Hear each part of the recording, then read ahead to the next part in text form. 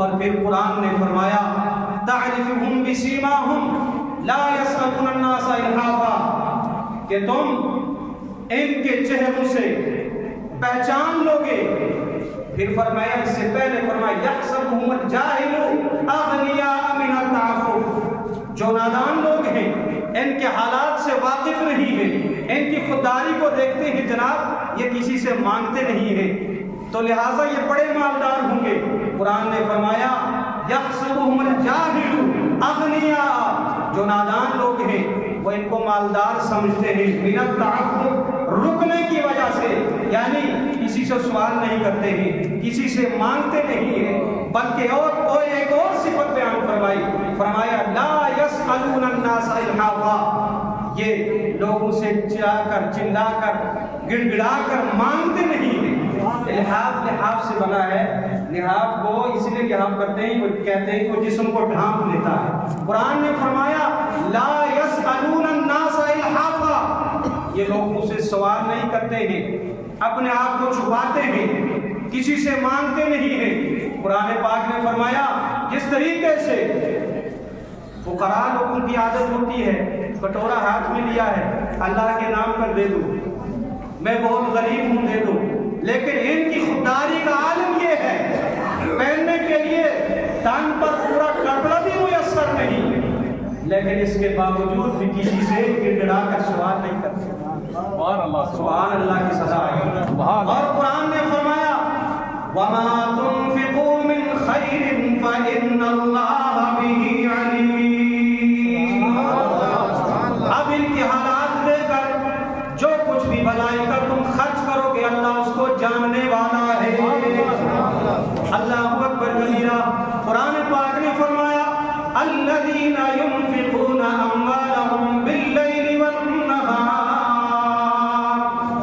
وہ لوگ جو رات اور دن پوشیدہ طور پر ظاہری طور پر اللہ کے راستے میں خرچ کرتے ہیں فَلَهُمْ أَجْرُهُمْ عِنْدَ رَبِّهِمْ تو ان کا اجر ان کے رب کے پاس ہے.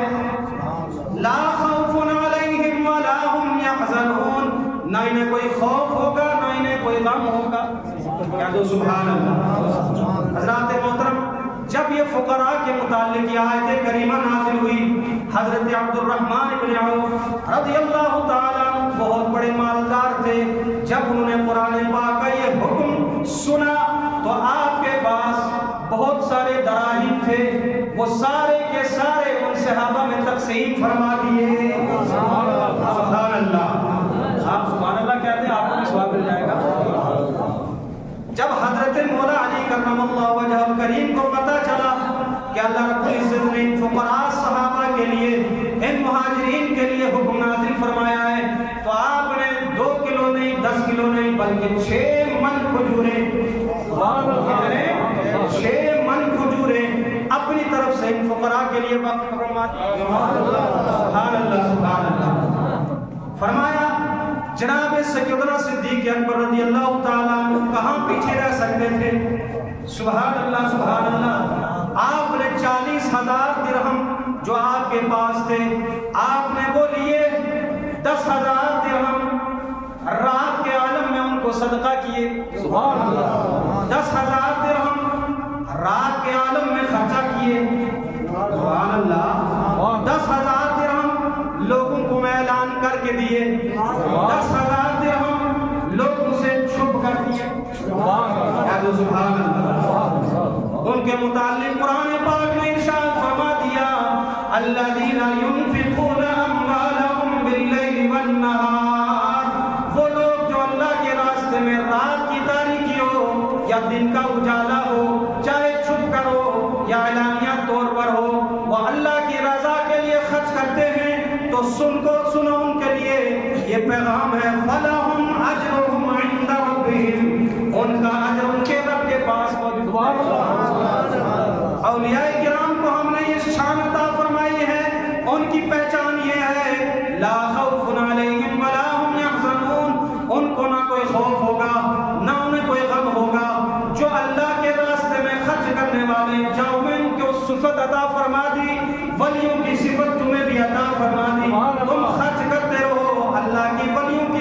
تمہیں ملتی رہتی ہے۔ سبحان اللہ سبحان اللہ۔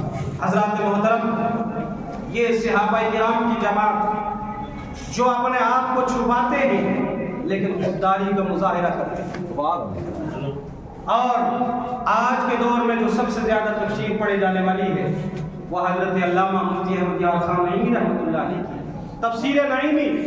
آپ اس آیت کریمہ کے تحت ارشاد فرماتے ہیں، او لوگو ان علماء کرام کو فارغ البال کرو، ان علماء کرام کو جو دین کی خدمات انجام دیتے ہیں، ان کے اچھے لباس دیکھ کر تم یہ نہ سمجھنا کہ ان کے پاس بہت بڑی رقم ہوگی، یہ تمہاری طرح کوئی ملازمت نہیں کرتے۔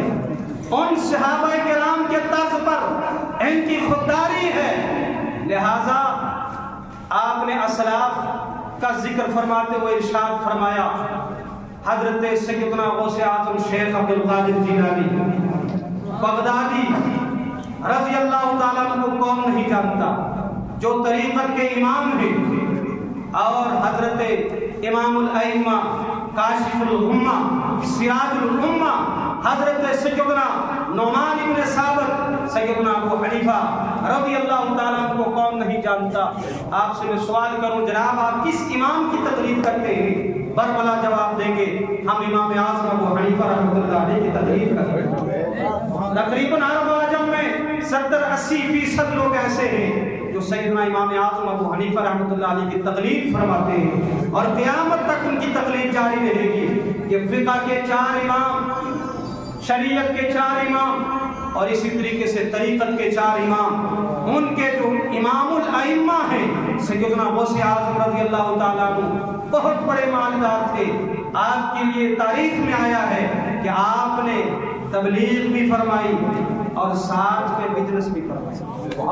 امام اعظم ابو حنیفہ رحمۃ اللہ علیہ کے بارے میں تاریخ میں ملتا ہے کہ آپ کی کپڑے کی اپنی فیکٹری تھی، آپ کا کپڑے کا کاروبار تھا، بزازی کا کام کرتے تھے، اور مالداری کا عالم یہ تھا کئی کئی شہروں تک آپ کا مال جاتا تھا۔ سبحان اللہ۔ آپ کی اپنے کاروبار تھے، اپنی مشینیں تھیں۔ سبحان اللہ سبحان اللہ۔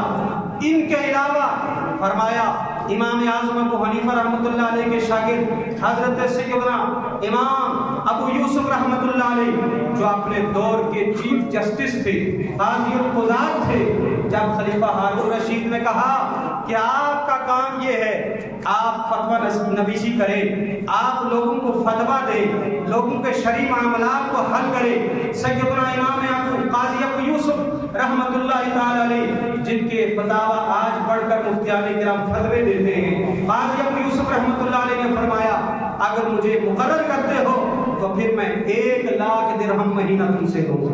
سبحان اللہ۔ اتنا 1,00,000 درہم تم سے لوں گا، تبھی یہ قضات کا معاملہ میں سنبھالوں گا۔ خلیفہ ہارون رشید نے اس کو قبول کیا، 1,00,000 درہم مقرر ہوئے۔ آپ اس چیف جسٹس کی کرسی پر بیٹھے اور لوگوں میں ایسے فیصلے کیے کہ قیامت تک قاضی ابو یوسف کا نام جو ہے جب سنتے ہیں تو قاضی القضات کا نام سنتے ہیں، ان جیسا قاضی القضات تمہیں قیامت تک ملتا۔ اور اسی طریقے سے حضرت سیدنا غوث اعظم رضی اللہ تعالیٰ عنہ اور کون نہیں جانتا ہے، امام غزالی رحمۃ اللہ علیہ کو کون نہیں جانتا ہے، جو تصوف کے بہت بڑے امام ہیں، بہت ساری کتابیں صوفیاء کرام پڑھ کر تصوف کی تعلیم حاصل کرتے ہیں۔ شیخ سعدی شیرازی رحمۃ اللہ علیہ کو کون نہیں جانتا ہے، جن کی کتابیں بوستان اور گلستان ایسی معروف و مشہور کتابیں ہیں کہ جو درس نظامی کی اولا اور ثانیہ جماعت میں پڑھائی جاتی ہے، جنہیں پڑھ کر علماء کرام فارسی زبان سیکھتے ہیں۔ امام شیرازی رحمۃ اللہ تعالی علیہ اس مدرسے میں پڑھے جس مدرسے کا نام تھا مدرسہ نظامیہ۔ امام غزالی اس مدرسے میں پڑھے جس مدرسے کا نام تھا مدرسہ نظامیہ۔ سیدنا غوث اعظم رضی اللہ تعالیٰ عنہ جس مدرسے میں تعلیم حاصل کی اس مدرسے کا نام تھا مدرسہ نظامیہ۔ اس مدرسے کے معلم کا نام تھا حضرت علامہ نیشاپوری رحمۃ اللہ تعالی، جن کی تفسیر نیشاپوری آج بھی ہر مسلک والا پڑھ کر اپنے عقیدے کی اصلاح کرتا ہے اور اس کو دلائل کے طور پر اس کو سند بناتا ہے۔